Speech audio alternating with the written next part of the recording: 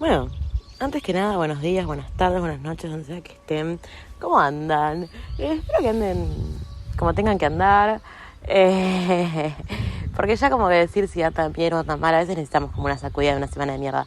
Pero bueno, no va a ser el caso del podcast del día de hoy. Este episodio, capítulo bitácora, como les agrade decirle, primero que está siendo grabado afuera porque han vuelto los días de calor, volvieron los días en los que puedo grabar un podcast afuera, filosofar, si se quiere decir filosofar a esto que estoy haciendo, sobre la vida en el patio de mi casa y escuchando cosas como pajaritos, viento y al mismo tiempo una sirena de bomberos o autos que pasan porque seguimos viviendo en civilización, bueno, más o menos, ¿no? Pero nada, me parece muy bello y me parece muy lindo estar desarrollando una idea tan macabra, si se quiere, como la que voy a proseguir a desarrollar más adelante afuera.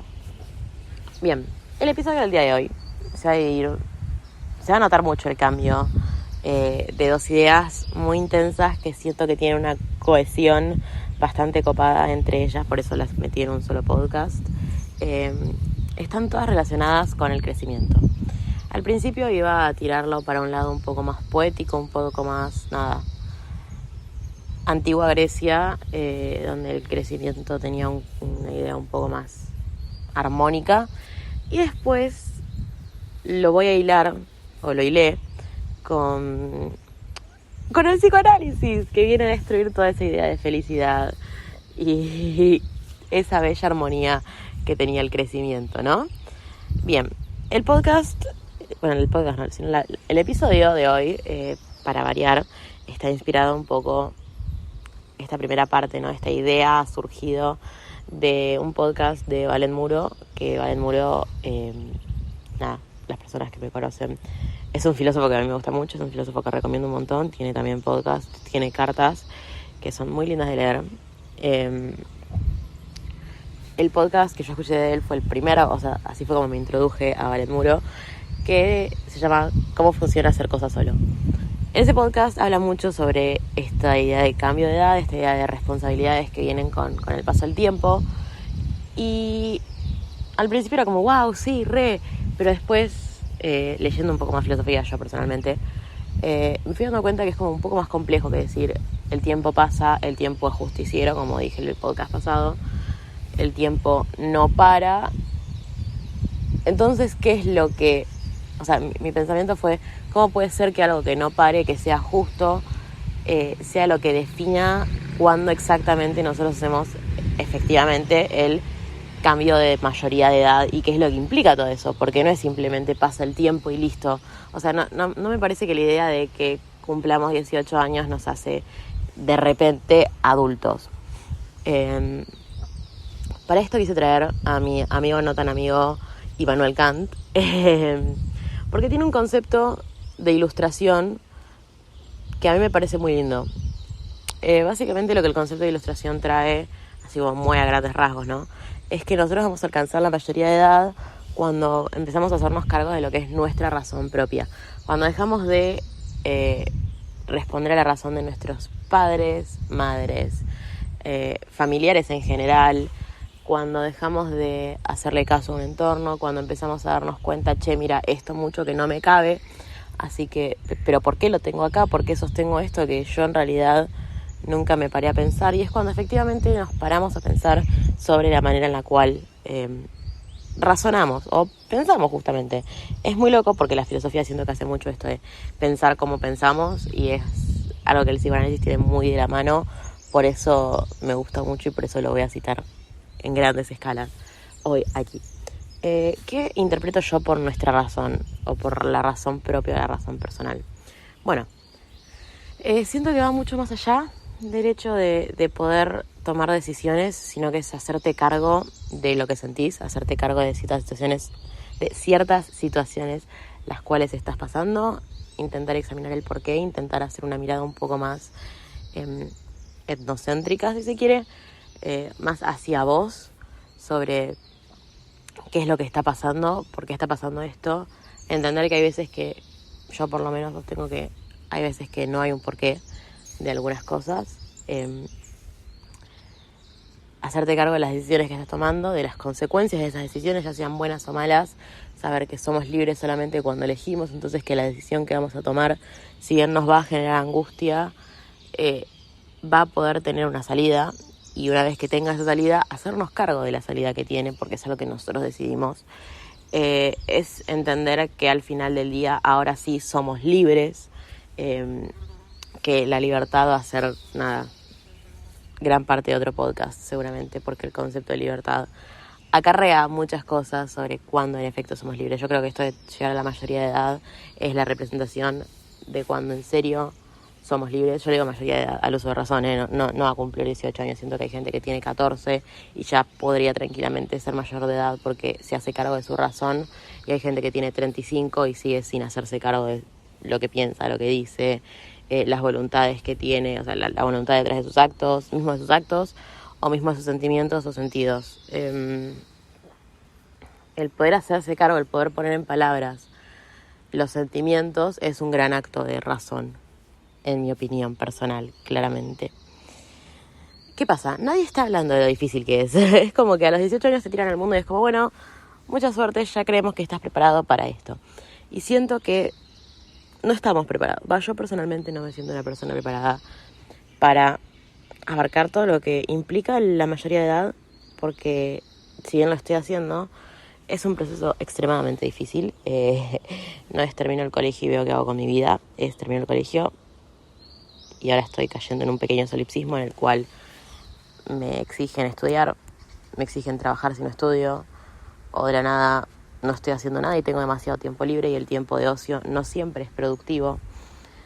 Productivo para uno, no digo productivo para una sociedad consumista y capitalista, sino hablo productivo en el lado de muchas veces en esos silencios y en ese ocio eterno no siempre salen ideas lindas o copadas, sino que hay veces que está acarreado por mucha negatividad, y mucho de esta idea del procrastinar tiene una connotación muy negativa por alguna razón, y eso a veces nos carcome un poco la cabeza. Pero nada, no se habla de lo saturante que es, de lo sobrepasante que puede llegar a ser a veces, porque literalmente te pasa por arriba la mayoría de edad en esta sociedad. Siento que tampoco nos podemos quedar en la idea de que somos niños pequeños, sino que entender que ser mayor de edad no significa explícitamente esto de cumplir 18 años. Eso es lo que quiero traer un poco. Es más, bueno, Aristóteles, para traer un poquito de positividad y hermosura y de antigua Grecia y todo armónico y hermoso. Aristóteles es un poco lo que plantea en ¿cuál de sus libros? Creo que La Política, no los puedo asegurar con certeza. Trae sí, es La Política, me parece. Trae esta duda de cómo educamos a los futuros polites. Aristóteles dice que a través de la historia, por ejemplo, no se los puede educar, porque la historia es totalmente no relativa, la historia es absoluta, pero las opiniones que hay son tan variadas y tenemos tantos puntos de vista que se nos haría imposible educar a un niño basado en lo que ya pasó. Primero porque el hecho de que ya se ha pasado, no certifica que sea la buena manera. Habla un poco de las generaciones doradas, entre muchas comillas. O sea, que haya pasado algo no significa y que esté en la historia no significa que sea digno de ser replicado. Y segundo, que va a haber tantas versiones que nunca vamos a saber en serio qué pasó, porque no las vivimos. Ahora, Aristóteles lo que plantea es educar a la gente, a los futuros polites, a través del teatro, a través de la poesía, a través de la poética, ¿no? Claramente.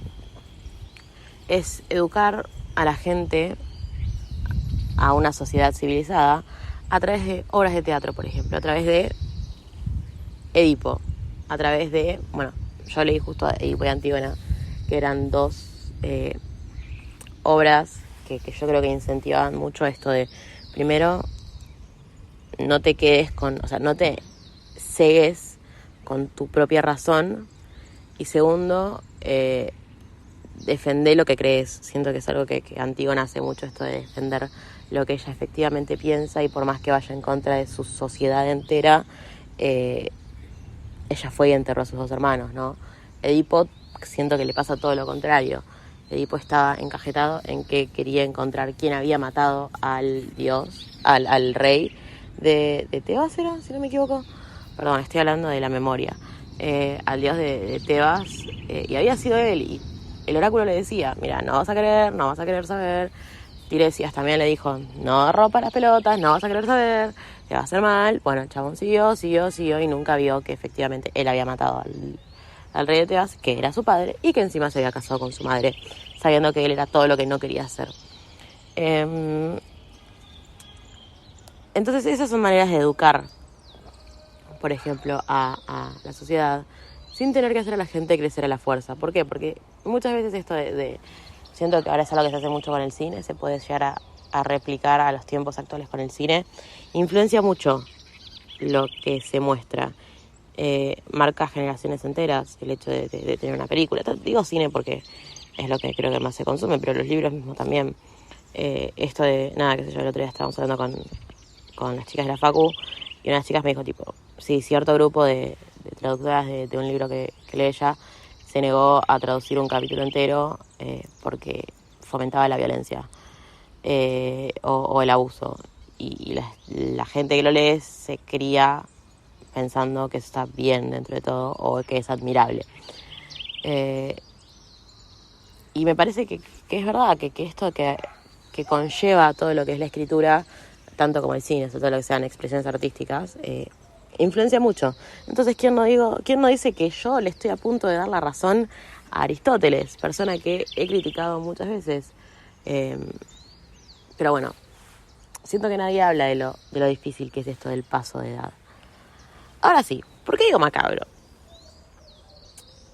Esta es la versión un poco más linda de lo que es el paso de edad. Pero hablemos de la versión un poco más psicoanalítica, que la versión psicoanalítica siempre es una patada para todo lo nuestro, porque darse cuenta que algo que estamos viviendo puede efectivamente ser así de desastroso, duele. Leyendo psicoanálisis y conectando un poco con Edipo, podemos hablar de la bella teoría de Edipo, ¿no? De Mr. Freud. Mr. Freud básicamente hacía muy grandes rasgos, dice que nosotros vamos a querer estar en la cama con nuestra madre sin tener conciencia de nuestro padre, o echándolo básicamente, matar a nuestro padre para casarnos con nuestra madre. Y que a través de esto, del complejo de Edipo, nosotros vamos a efectivamente crecer, porque cuando nos podemos desligar de eso es cuando cumplimos la adultería, la mayoría de edad vendría a ser. ¿Qué pasa? El niño tiene que pasar por muchas rupturas, tiene que hacer muchas separaciones. ¿Por qué? Bueno, esto claramente, vamos a abrir paréntesis, todo esto está sacado del libro de Sexo y Filosofía, que saca cosas de los tomos de Freud y de Lacan. Entonces es una teoría muy freudiana / lacaniana, más Lacan que de Freud, pero claramente Lacan sabemos que fue gran admirador de Freud, y muchas de sus teorías fue en completar / refutar ideas de Freud, más contemporáneamente no tan modernas y retrógradas como las de Freud. Pero bueno, ahora sí, cerramos paréntesis, proseguimos. Lo que a mí me choqueó mucho de este libro, es un libro que he citado muchas veces porque fuera de joda me está marcando mucho, y no solo me está marcando mucho, sino que te hace entender muchas cosas. El psicoanálisis siento que tiene esta parte de violenta que explica muchas cosas del día de hoy basadas en experiencias que tuvimos de niños. Entonces, ¿por qué le puse masacre infantil? Porque el chico, esto también es algo que dice Segato mucho, el chico tiene que pasar por, cuando se inserta efectivamente en la sociedad, tiene que pasar por matar muchos instintos naturales. ¿Por qué? Porque ¿qué es el ello? El ello es este lado que nos pulsiona todo el tiempo hacia la naturaleza. Es nuestro pie en la naturaleza, que es no solo muy insistivo, o sea, no solo que insiste mucho, sino que es muy caprichoso. Y si no le das lo que querés, de alguna manera se la va a terminar rebuscando. ¿Qué pasa? El pie en la naturaleza lo que tiene así como dos grandes conceptos que son el incesto y la guerra. Sostiene el libro básicamente que es lo que más nos tira a la naturaleza, es nuestro mundo más bruto, más natural, más neandertal, si se quiere, más simio, que es lo que nos quedó de nuestros primos, los simios. El libro dice una frase que a mí me parece mucho, que es que el ser humano es un simio que ha resignado a la naturaleza para poder hablar, pero ya vamos a hablar del lenguaje y de todas las separaciones y las desligaciones que conlleva también a ese pobre niño.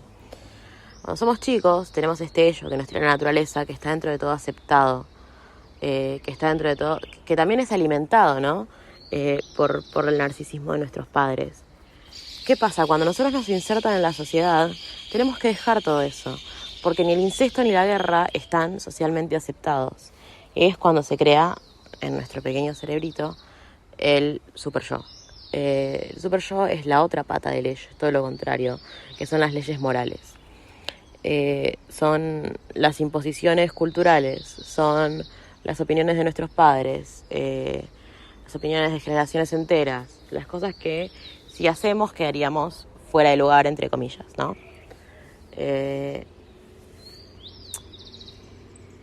Básicamente ese niño tiene que abandonar este deseo de estar con su madre, pero como dije antes, el ello es caprichoso. Entonces lo que va a hacer es en un futuro, en su vida adulta, buscar esa madre que perdió. Hay una cita en este libro que es muy bella, que dice básicamente, bueno, muy bella, es macabra, ¿no? Dice que si un niño pierde a su mamá en un accidente, puede todavía cambiarla por su tía. Pero si para hacerse adulto tenés que perder a tu madre se convierte en tu destino. Y es esto que venimos hablando ahora. La figura materna la vamos a tener que matar para hacernos efectivamente adultos. Eso es lo que viene a traer el psicoanálisis. Esta figura de madre, esta madre, la vamos a tener que justamente masacrar para poder así acceder a la adultez, acceder a insertarnos en una sociedad, acceder a ser moralmente o éticamente correctos. ¿Por qué? Porque no puedes estar con tu madre. El incesto está prohibido. Y eso es lo que conlleva a un niño a generar que su madre sea su destino. ¿Se entiende dónde voy? Creo que es un poco, o sea, es como, los voy a dejar un rato para procesar, porque fuera de joda yo cuando estaba leyendo esto era como, o sea, ya lo sabía, pero es como todavía más loco el hecho de saber que hasta el lenguaje es una pérdida constante de esta necesidad que tienen los chicos de estar con su madre. ¿Por qué? Me preguntarán. Bueno,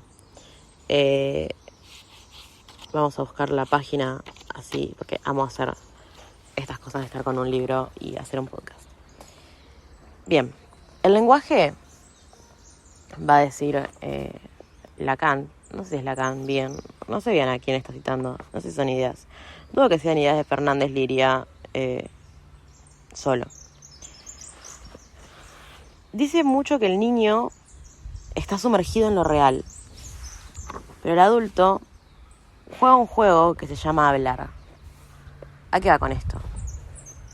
El niño cuando no habla, cuando no tiene conciencia de que está mal dicho y que está bien dicho hasta que un padre lo corrige,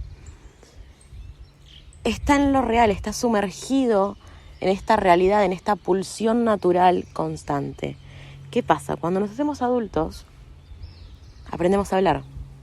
Y ese habla va a ser este reemplazo, este destino, esta pulsión o este ello contento dentro de todo con el incesto.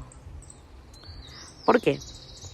Porque dice Fernández Liria que cuando hablamos hay tres personas: el yo, el tú y el él. El yo, bueno, claramente, o sea, por eso el lenguaje también está muy enfocado en lo que yo quiero, en lo que yo pienso de vos. La alteridad, que es el concepto de definir al otro, yo te defino en base a lo que yo soy o yo no soy.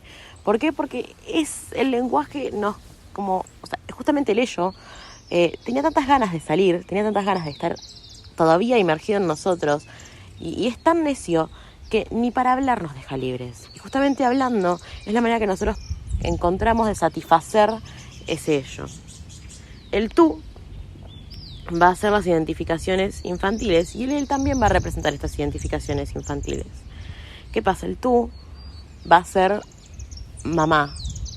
El vos, la persona con la que yo me relaciono, va a ser la persona de la figura materna, de esta figura que yo no quiero dejar, de esta figura que yo tuve que masacrar para poder acceder a la adultez. Y él, que va a ser la persona que nos mira de afuera, va a ser este padre que yo quiero matar, que yo en mi infancia quise matar, pero el asesinato estaba prohibido, el cual va a limitar, va a observar todo el tiempo, va a juzgar esta relación que el yo y el tú tienen.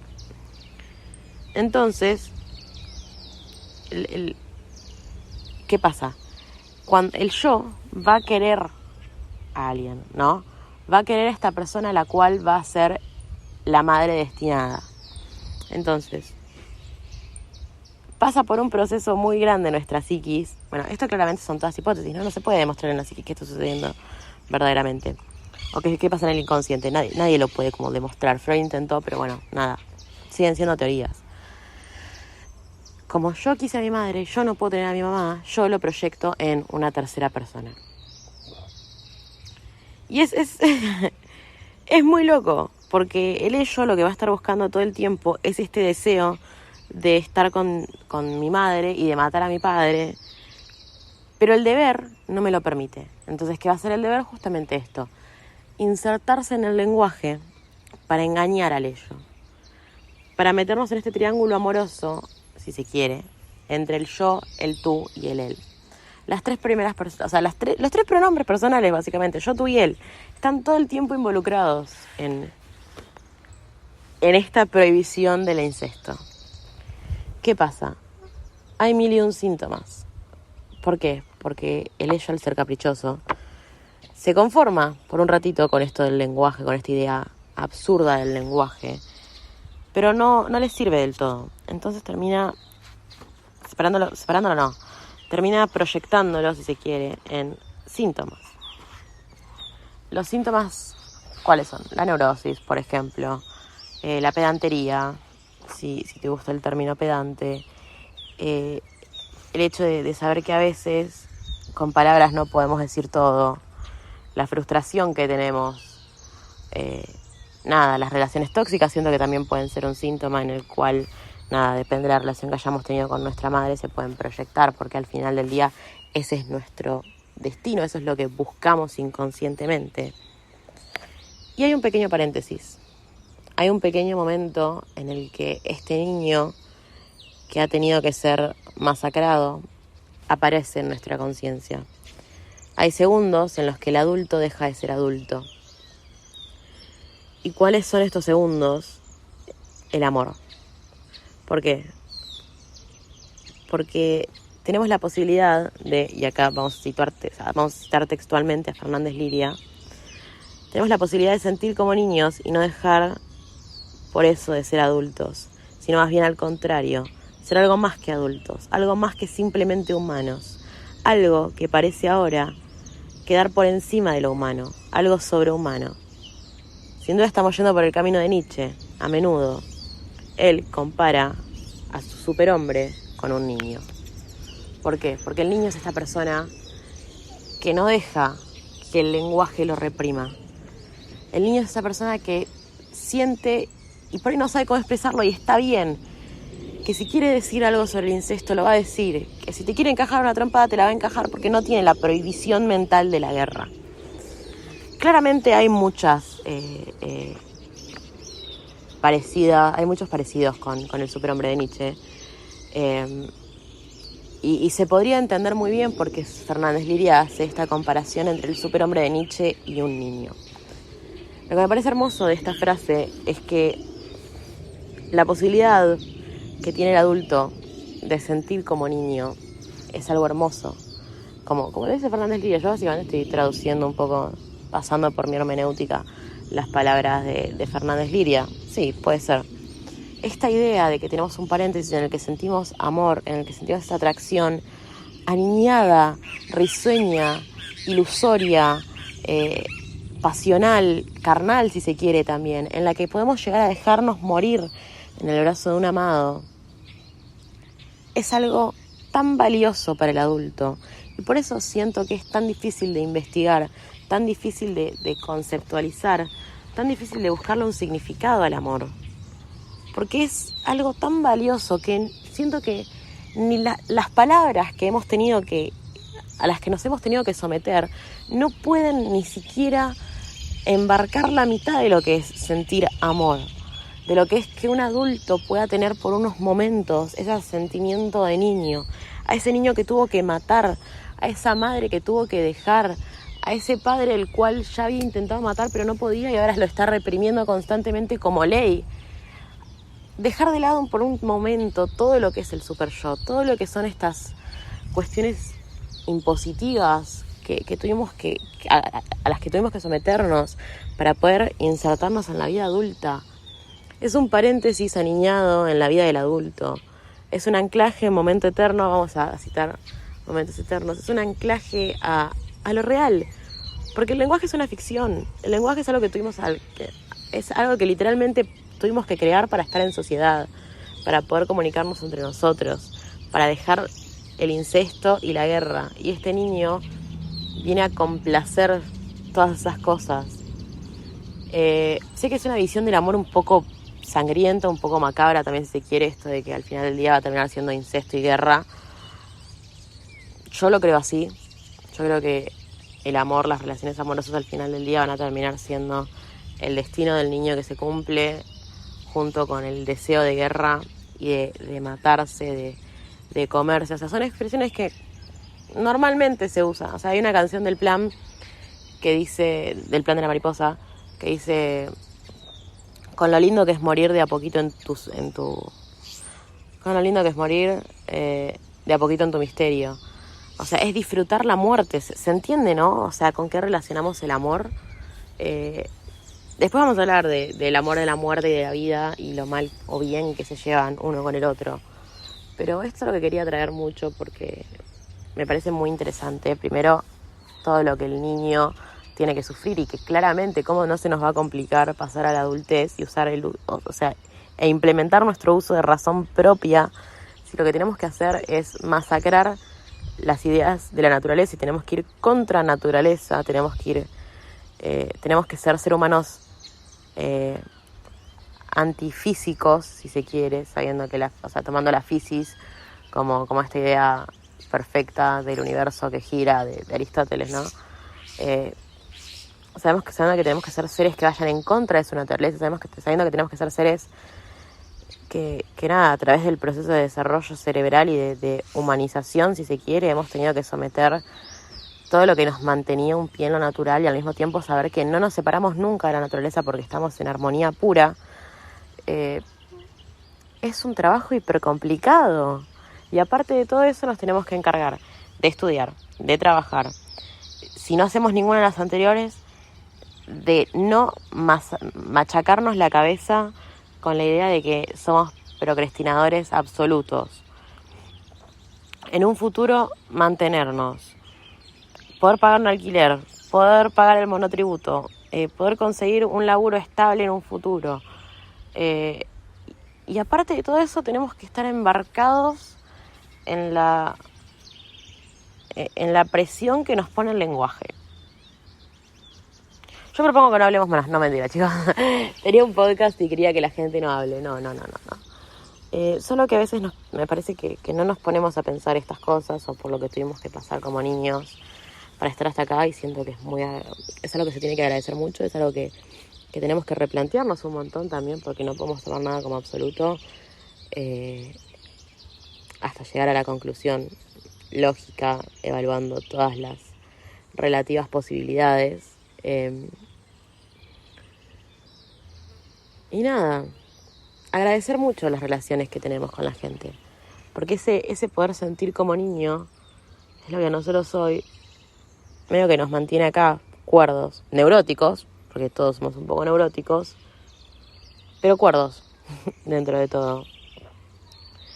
Así que nada, espero que les haya gustado mucho la bitácora de hoy. Yo amé hacer esto porque son teorías y son ideas que me estaban carcomiendo la cabeza. Claramente son mucho más amplias que esto. Si a alguien le interesó por demás tema psicoanálisis, no sé demasiado, he hablado un poco de la ignorancia, lo admito, pero me gusta mucho. Si tienen información sobre todo lo que es el tema psicoanálisis freudiano, lacaniano, soy su persona para hablar. Si me quieren decir la verdad que lo que dijiste fue una pelotudez, me frustraste y no quiero volver a hablar en mi puta vida, me lo pueden decir también. Si están en contra de alguna de las teorías que he traído aquí y ahora estos días bellos de primavera, también me lo pueden decir. Estoy en Instagram, Spotify y YouTube como Filosofía en Marte. Creo que ahora también me abrió un Google Podcast, pero no sé, o sea, como que está como medio ahí. Cuestión, ustedes busquen Filosofía en Marte y voy a aparecer yo. Y nada, esto ha sido todo por el día de hoy.